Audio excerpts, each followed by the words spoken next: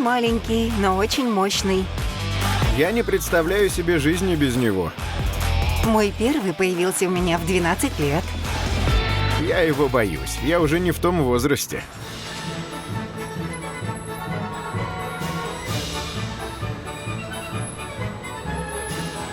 У меня нет байка, только тук-тук. Но вообще это самый популярный вид транспорта здесь.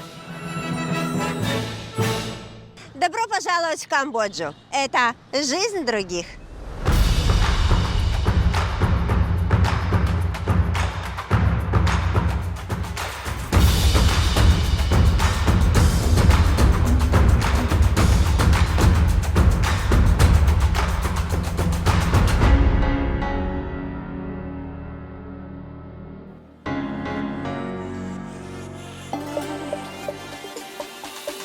This is music for the soul.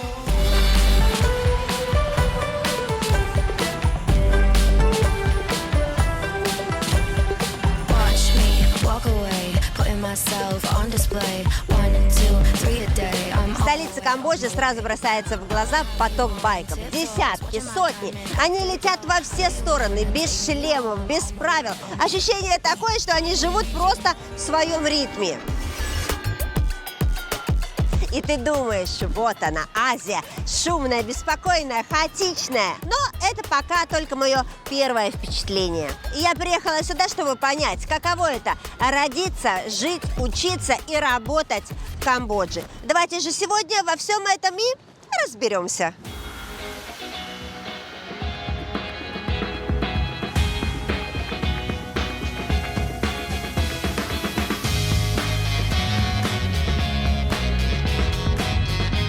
Когда мы говорим о путешествиях в Азию, чаще всего подразумеваем Таиланд или Вьетнам. Знакомые, комфортные, уже почти родные направления. А что насчет их соседки Камбоджи?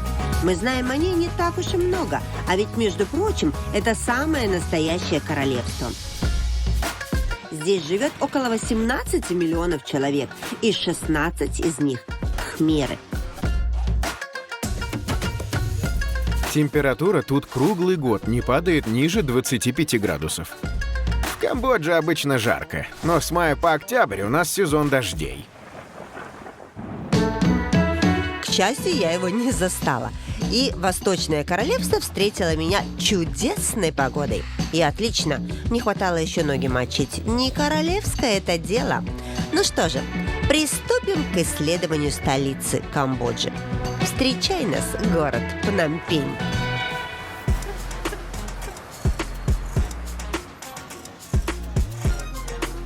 Если бы я родилась в Камбодже, возможно, я работала бы на шелковом острове, как акури, и кормила резанными листьями шелкопряд, а после пряла из коконов шелковые нити.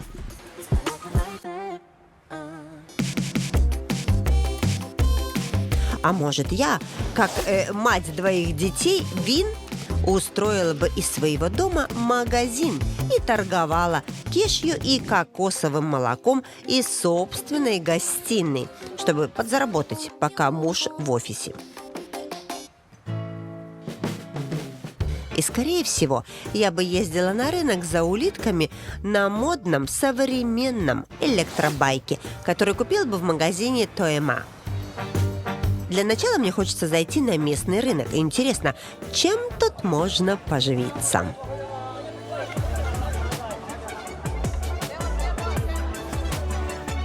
Ой, тут, в общем, на этом рынке можно купить все, что угодно, честно говоря. От штанов до карбюратора, понимаешь? От улитки до куска мяса. И платье вот можно даже прикупить. Посмотри, какое симпатичное. Не очень. Рынок ежедневно открывается в 7 утра и работает он круглый год. Торговля не останавливается даже в сезон дождей. Продавцы просто накрывают лотки полиэтиленом. У природы нет плохой погоды, особенно когда аренда торгового места стоит как крыло самолета. Мы с мамой платим за аренду $300 в месяц. И это при том, что продают здесь отнюдь не трюфелей и лобстеров. Хотя что-то похожее тоже можно найти.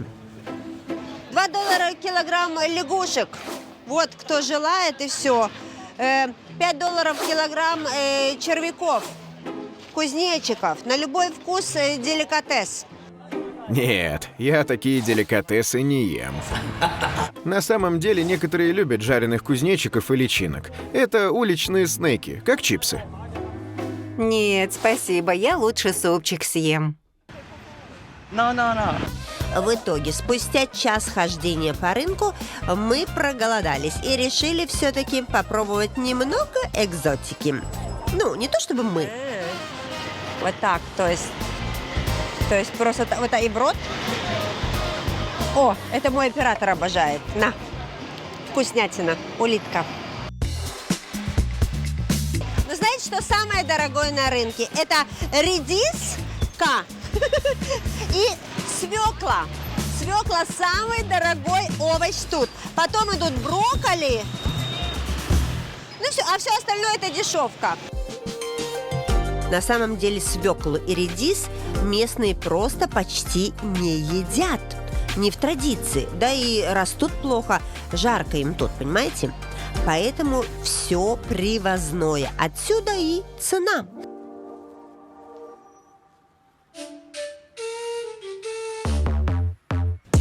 Кстати, мне стало интересно, а сколько вообще зарабатывают местные жители? Могут ли они себе позволить свеклу?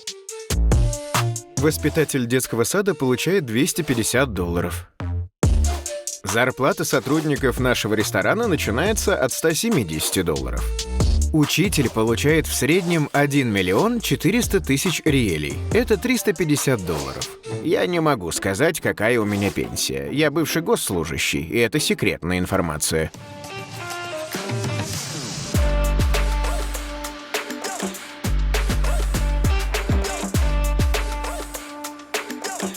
Если вы видите на улицах Пномпеня детей в форме, значит, где-то поблизости школа, которых в столице Камбоджи более 800. Кто побогаче, может отдать ребенка в международную или языковую школу. Для всех прочих есть государственные, бесплатные.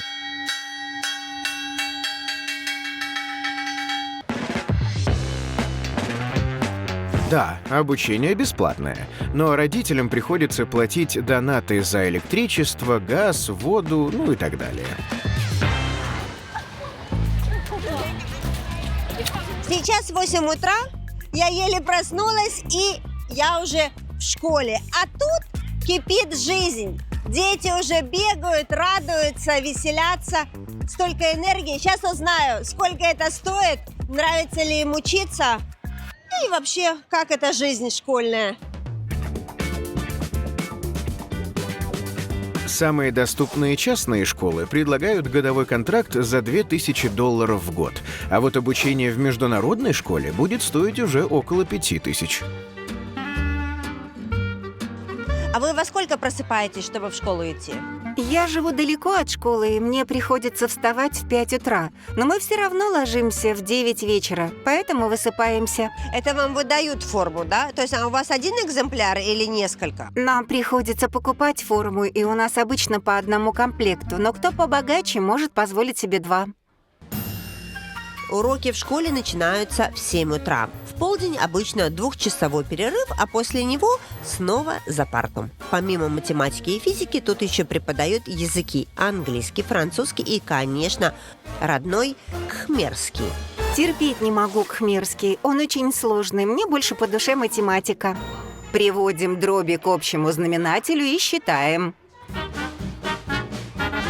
Вот тут дети едят. Сейчас как раз закончился перерыв, все ушли.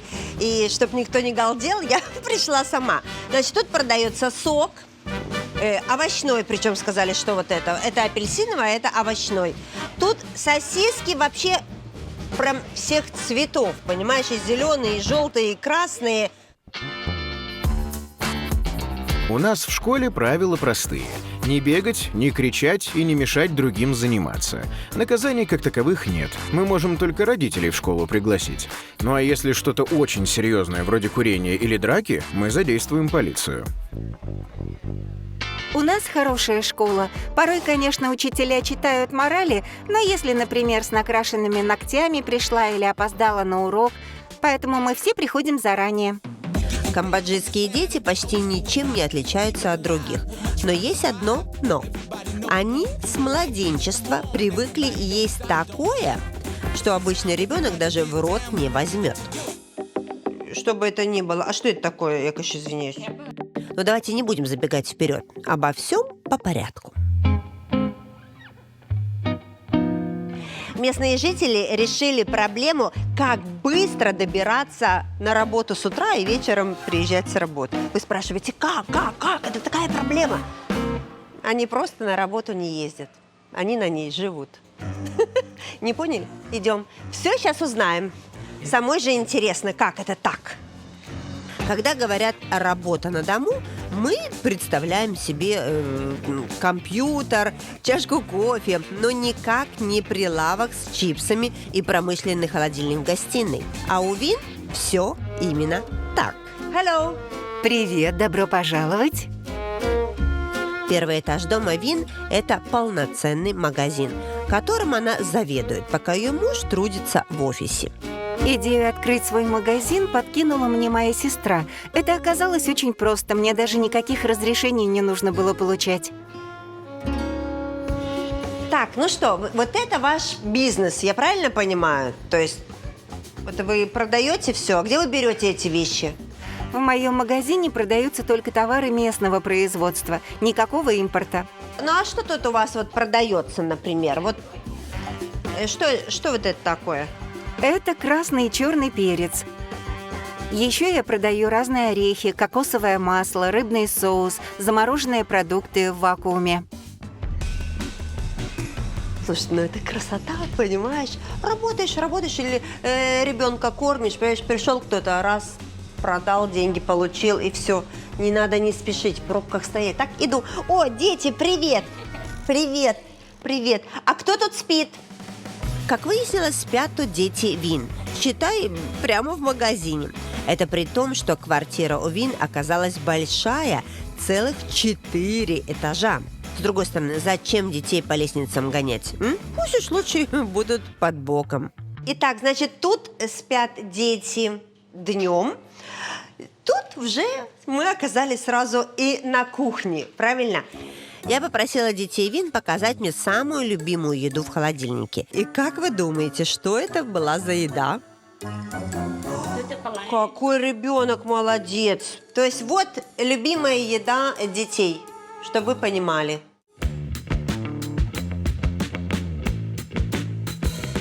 В нашей традиционной кухне много растительных продуктов. Мы едим много зелени, фруктов и овощей, а еще рис и рыбу. Детей с детства приучают, что овощи – это основа основ. Но они ведь дешевые и вообще растут буквально под домом. Во время экскурсии по дому-магазину Вин я все время думала, наверное, дорого содержать такое большое помещение. А еще ведь и налоги на бизнес надо платить, а? Или нет? На самом деле никакие налоги я не плачу и могу торговать хоть круглосуточно. Но обычно я открываю магазин в 8 утра и закрываю в 9 вечера. Наше правительство лояльно к мелкому бизнесу. Если заставить всех мелких торговцев платить налоги, страна просто перестанет функционировать. То есть чистая прибыль вся ваша. Вот это бизнес. На дорогу тратиться не надо, на аренду тратиться не надо. Все, что продаешь, все твое. Так вы, наверное, обеспеченные люди. Но нет. Не так уж много я зарабатываю, зато вся выручка моя. Я трачу ее на свои карманные расходы. Муж не претендует на эти деньги. Ну, судя по тому, что я успела увидеть, камбоджийцы живут весьма скромно.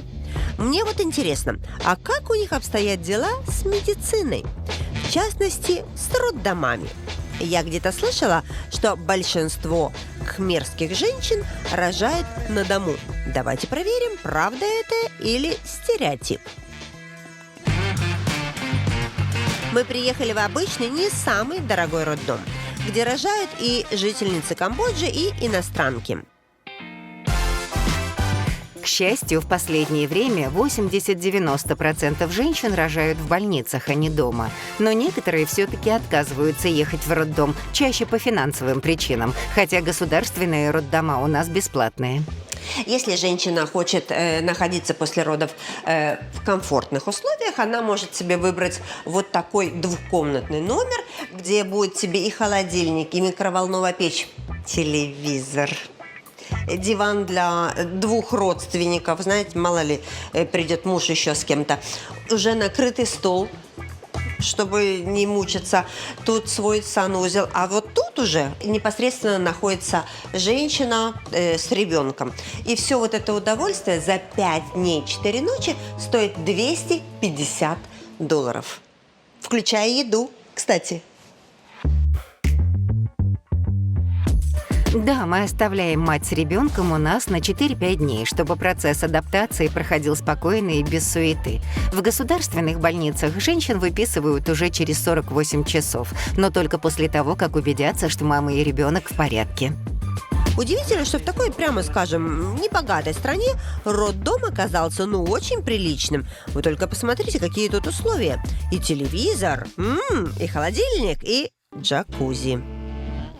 Единственное чувство, которое сейчас рождается у меня, это зависть. Потому что, когда рожала я, понимаешь, 100 лет назад, такого не было. Вот тут вот палата, где может женщина рожать прямо в воде. То есть, конечно, мы видели уже роддома, правильно? Вы тоже видели, я вам показывала, где рожают в воде. Но каждый раз меня это вообще умиляет и восхищает. Надули матрасик, вот тут она спокойненько родила, здесь уже она будет отдыхать. Понимаешь, и опять-таки розовая шторка. Посмотрите, красота же, а? И бассейн, мечта моя. Я дома хочу бассейн, а тут прямо в родзале у тебя бассейн.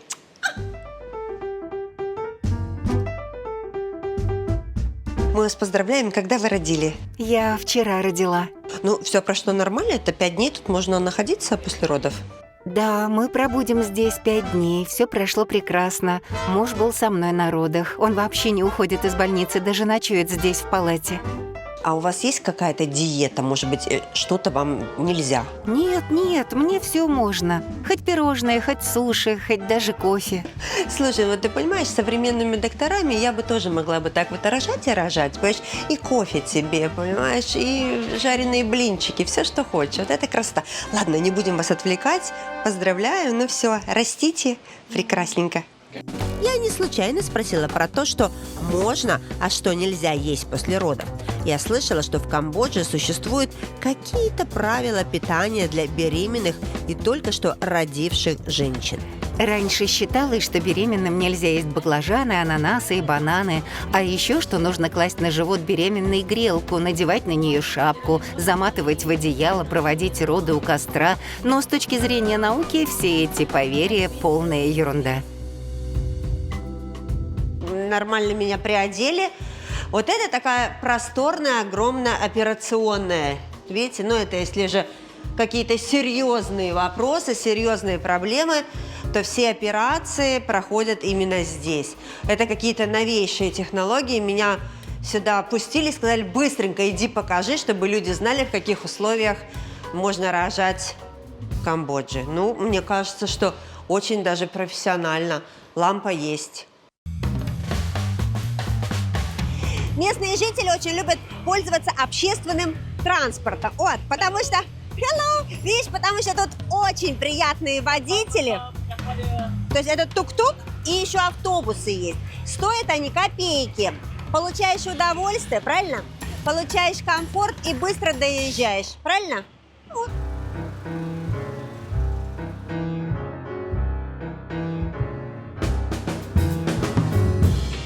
Но для того, чтобы добраться на остров Шелка, мы решили воспользоваться паромом.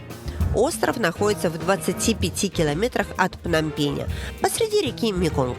Здесь местные жители выращивают шелкопряда и ткут ткани вручную на станках.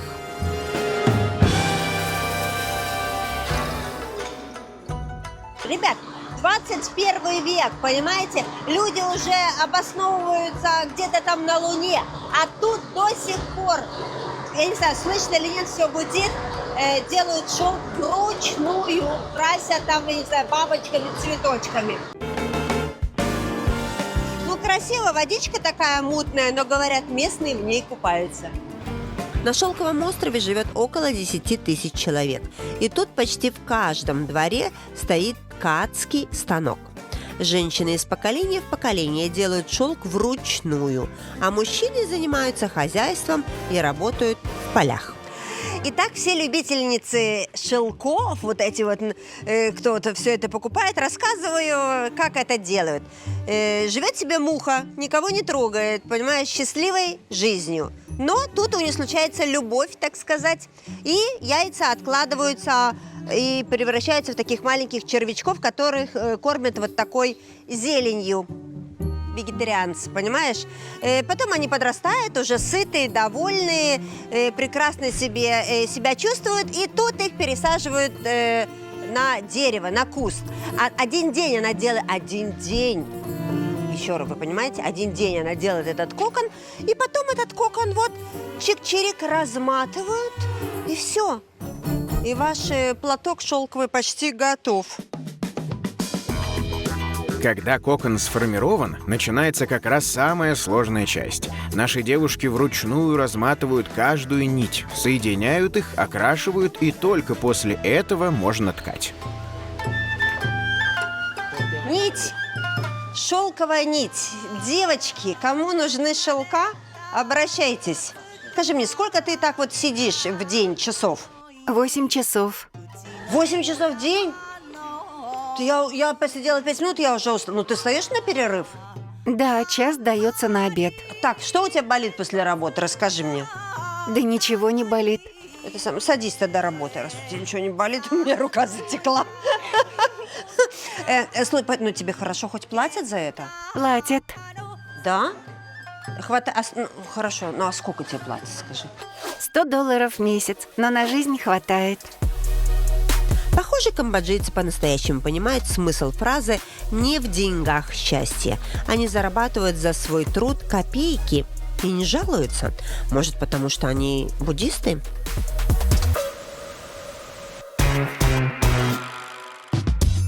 У буддистов, конечно, тоже бывает плохое настроение. Я хоть и монах, но обычный человек. Во мне бывают и гнев, и обида, просто я умею их контролировать. Мы верим в перерождение и знаем, что в следующей жизни человеку воздастся за хорошие поступки и за принятие своей доли.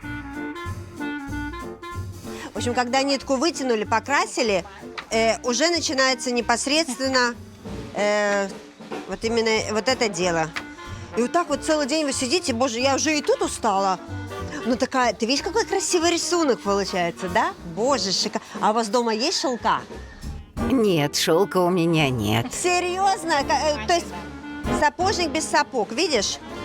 А что, я тоже, знаешь, вот видишь, она делает шелка, а нету шелков. А я путешествую, а никогда не отдыхаю. Вот смотрите, уже готовый, так сказать, товар. То есть делается вот такой шарф 3 дня.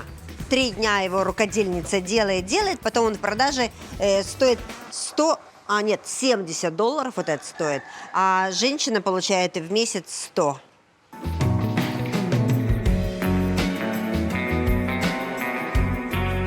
Ты не мечтала никогда вот о чем-нибудь таком большом, поменять что-то в жизни? Вот прям тебе нравится здесь? Да я, может, изменила бы работу, но это наше семейное производство. Не могу же я бросить семью.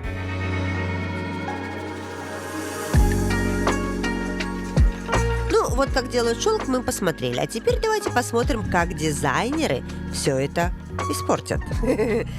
Шутка. Или нет? Пройдя по улицам Пномпеня, я обратила внимание, что камбоджийцы совсем не притязательны в одежде. Что первое из шкафа достал, то и надел. Главное для кхмеров – удобство, а не красота. И шляп, конечно. Без шляп в Камбодже не жизнь. Мода на многослойность. Ребенок как дополнительный аксессуар. Тренд сезона – шляпа. Все свое ношу с собой. Интеллектуальная женственность, головной убор плюс телефон. Универсальная кепка, 0 усилий, 100% стиля. Маска на подбородке – финальный штрих вашего образа. Цвет, форма и полное отрицание трендов. Но ведь какая-то мода здесь все-таки существует, задумалась я. Оказалось, что не просто существует, здесь есть даже институт дизайна, где обучают будущих Вивьен Вествуд и Ив Сен-Лоранов. Я пришла в университет. Интересно, что вот в этом здании он находится, и университет занимает 3 этажа, а все остальное это банки, офисы, рестораны, бары. В общем, идем посмотрим, как это все выглядит.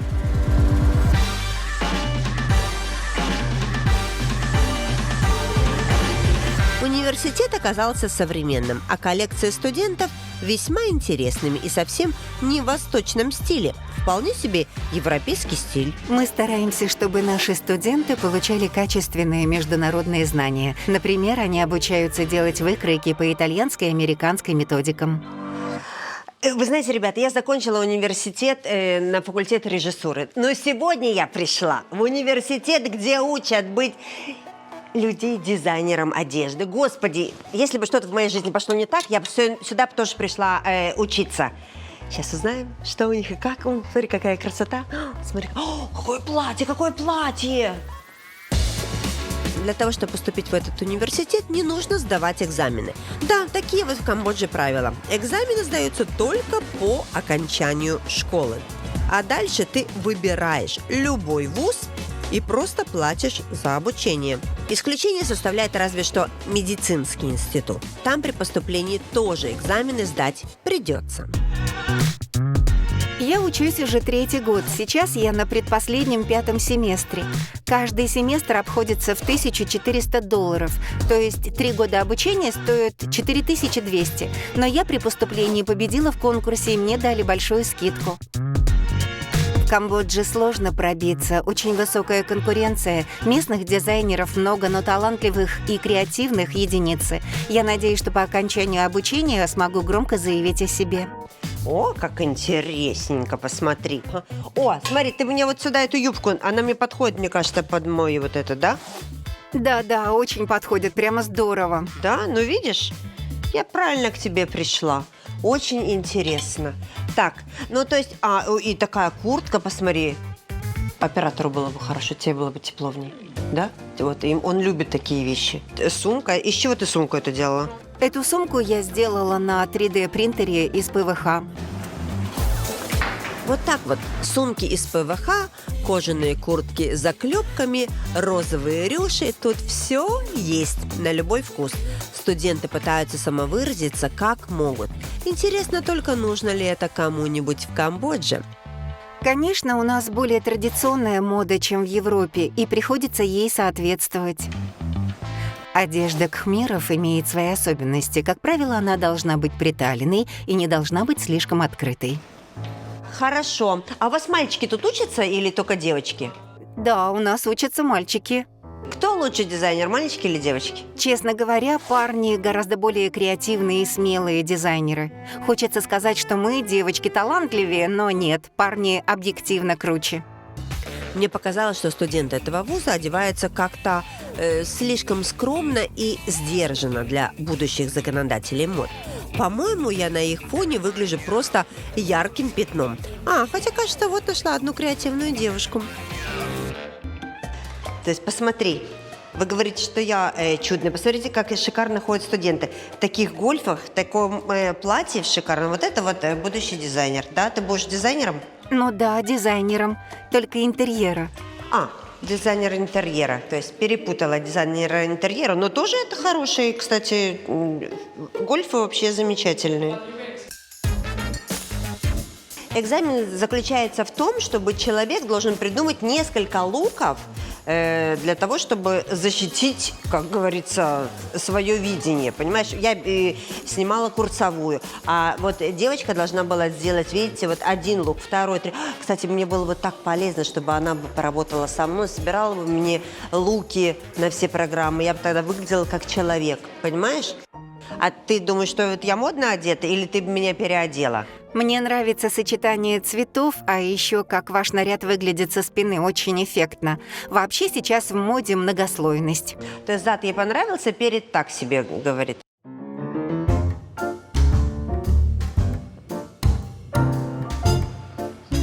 Послушай, просто машинка для Барби.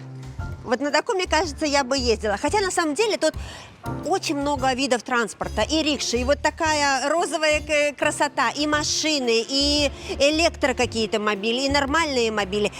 Что из них самое популярное, я не знаю. Мне кажется, вот такая розовенькая штука очень даже приятная. Ну, и на мопедах тоже ездят. Сейчас узнаем. В Камбодже просто сумасшедшее дорожное движение. Тут дорогу страшно переходить, не то что транспорт водить. Но местные уже привыкли. Водители ведут себя на дорогах просто ужасно, как сумасшедшие. Вот ему нужно повернуть посреди дороги, и он поворачивает. И плевать, что по правилам поворота нет. Людям из Европы очень сложно здесь адаптироваться. В Пномпене абсолютно безопасно на улицах, это я вам могу гарантировать. Чего не скажешь о дорожном движении, к сожалению. Если вы хотите максимально себя обезопасить на дороге, покупайте электробайк. Он развивает скорость всего 35-40 километров, и на нем не расшибешься. Даже ребенок справится с управлением. Кто им знает, о чем говорит? Ведь он работает менеджером по продажам в магазине электробайков. В последние годы этот вид транспорта набирает в Камбодже популярность. Оно и понятно, электробайк не надо регистрировать, на него не нужны права, и заряжается он от обычной розетки. Правда, стоит от 600 до 900 долларов. И это только двухколесные. Электробайк на 4 колесах обойдется вам в 1400, а то и в 3000 долларов. Дороговато для Камбоджи. Да нет, это нормальное соотношение цены и качества. Да и потом, это же экономия на бензине. Зарядка электробайка до полного заряда стоит всего 15 центов. А сколько стоит бензин? Ну вот и посчитайте, сколько у вас в год уходит денег на топливо. Ну все, теперь я поняла, почему это самый популярный вид транспорта, и на нем ездят даже дети. Потому что на нем смогла поехать даже я. Ура! У-у-у! Класс!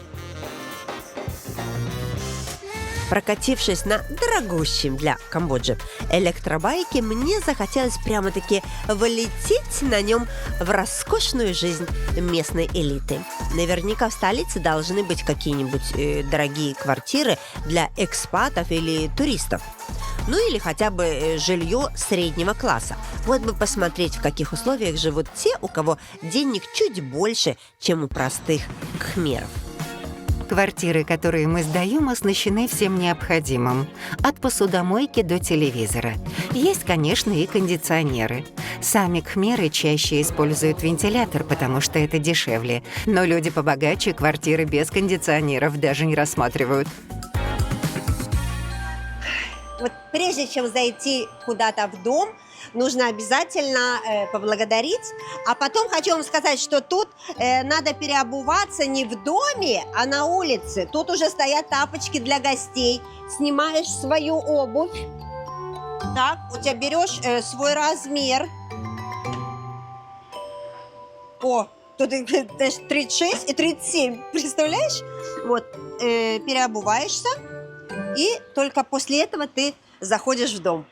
Знаете, что я поняла? Камбоджа – это не только храмы и фрукты размером с голову. Это еще и страна огромных возможностей. Если вы уже влюбились в нее и начинаете задумываться, а не прикупить ли тут уголок под солнцем? Запомните название My First Corner. Эта компания уже 15 лет помогает инвесторам со всего мира покупать здесь недвижимость на ранних этапах, когда все только начинается. И да, прибыль до 100% за 3 года. Хотите подробностей? Загляните на сайт kamboinvest.ru. Ссылка в описании. В Камбодже традиционно живут в частных домах и шопхаусах. Но Пномпень стремительно растет вверх. Здесь появляются современные многоэтажки с квартирами, расположенными часто на 2 или даже 3 этажах. А сверху еще и балкон пристрою. Я решила начать осмотр со спален, а они оказались аж на 3-м этаже. И вот только на 3-м этаже детские комнаты, потому что до 3-го этажа смогут добежать только дети. Вот тут 2 тоже детские комнаты. Ничего себе детские! Не, ну ты посмотри. Это шикарные детские, с гардеробной, со своим санузлом, с кроватью. Тут еще какие-то игрушки. Какие-то спортсмены уставшие тоже. Ну, в общем, мне кажется, очень будет даже неплохо жить детям в таких условиях. Интересно, сколько это все стоит? Вообще, аренда квартиры с одной спальней начинается от $700 в месяц. За 3 спальни вы отдадите не менее 1000. Купить скромную однушку можно за 90 тысяч, а трехкомнатная квартира обойдется вам в 200-400 тысяч долларов. Да, наверное, такую квартиру могут позволить себе только иностранцы с западными зарплатами. На деньги, вырученные с продажи кешью, это жилье не арендуешь. Хотя, как знать, коммуналка, кстати сказать, здесь тоже не дешевая. $70 на одного человека в месяц. Так, ну а это кухня. Тут уже все накрыто, так сказать. Техника очень важна на кухне. Вот есть холодильник обязательно, есть микроволновка, есть аэрогриль. А плиты нет. Плита. Нет, плиты нет, потому что они заказывают постоянно доставку еды. Для того, чтобы, если вдруг захочешь чуть-чуть сварить, есть аэрогриль. Тут можешь и рис, и мясо, и рыбу, и все, что хочешь делать. Тут можешь тоже с грилем, микроволновка, и все. Поэтому им плита, как правило, и не нужна. Но я и не вижу. И самое главное – посудомойки. А зачем посудомойка, если есть доставка? Логично? Логично.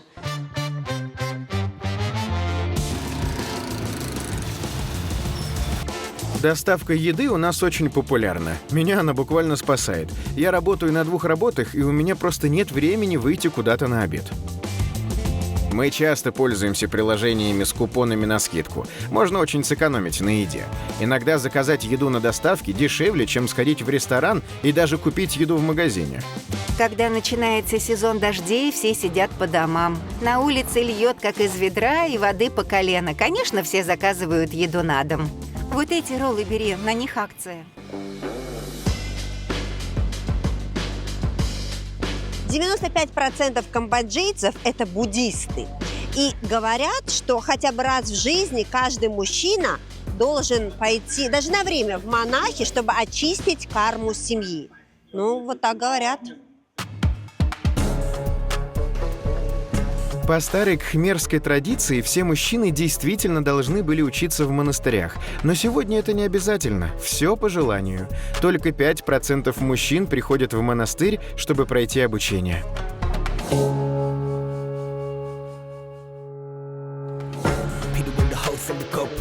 День монаха начинается в 4 утра с часовой молитвы и медитации. Затем они убираются на территории, завтракают и приступают к учебе. После обязательного дневного сна снова учеба и уборка.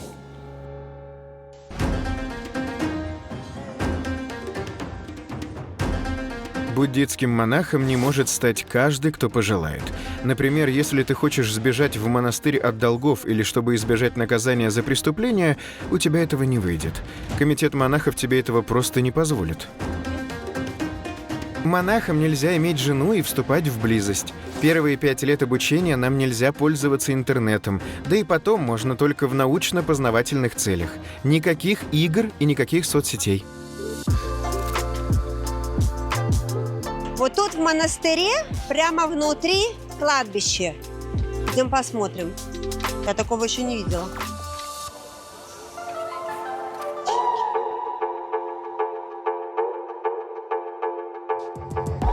Человек после смерти перерождается, и то, кем ты станешь в следующей жизни, зависит от твоих поступков в этой. Будешь дурно себя вести, можешь родиться собакой или, например, змеей. Несмотря на веру в перерождение, похороны для нас совсем не веселое мероприятие. Мы скорбим, как и все люди. Родственники проводят ритуалы, просят прощения у усопшего, а после монах с молитвой устанавливает урну с его прахом в монастыре, или же родня уносит его домой.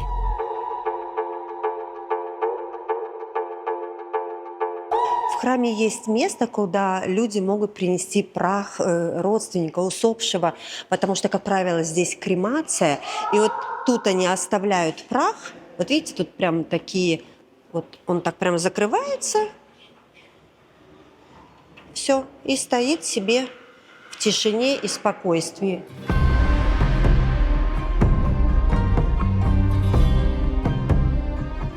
Камбоджа раскрывается не сразу, как цветок, который распахивает лепестки только тем, кто не боится подойти ближе. Сначала ты видишь дороги, где снуют байки и тук-туки, простые дома, где под одной крышей живут целые поколения. Но чем дольше ты находишься среди этих людей, тем яснее понимаешь. Они знают вкус жизни. Камбоджийцы непритязательны, но в их простоте удивительная доброта.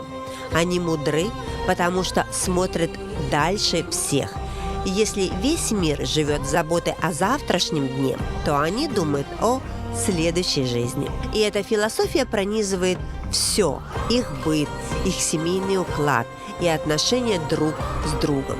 И неважно, жарит ли солнце или дождь стоит стеной, жизнь здесь не замирает ни на миг. Камбоджа живет в своем ритме и не стремится никого покорить. Она просто открывает свое сердце и впускает в него. И я уверена, спроси любого кхмера, где он захочет родиться в следующей жизни, и он ответит: Только в Камбодже.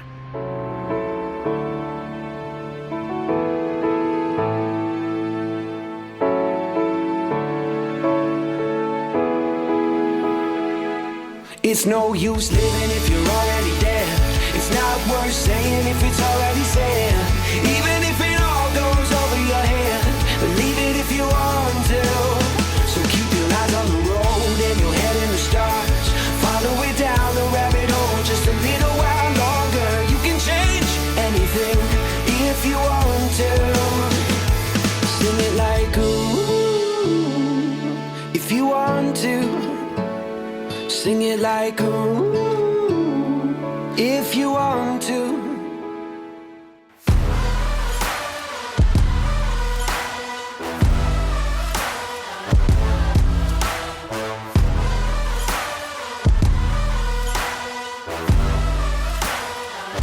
В Камбодже каждый найдет место под солнцем, если человек работящий. Без крыши над головой и чашки риса он не останется. После учебы я бы съездила за границу набраться опыта, но потом я все равно вернусь в Камбоджу. В этой стране огромный потенциал. Что бы ни происходило вокруг, мы знаем, что у нас есть семья, на которую можно положиться. Это дает нам силы пережить любые проблемы.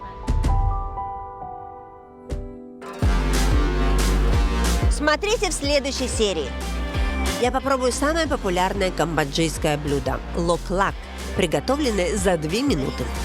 Очень вкусно, но очень остро. Покатаюсь на полицейской патрульной машине. Я аж испугалась. И потанцую в ночи у стен Королевского дворца. Ну, может, хватит уже издеваться надо мной?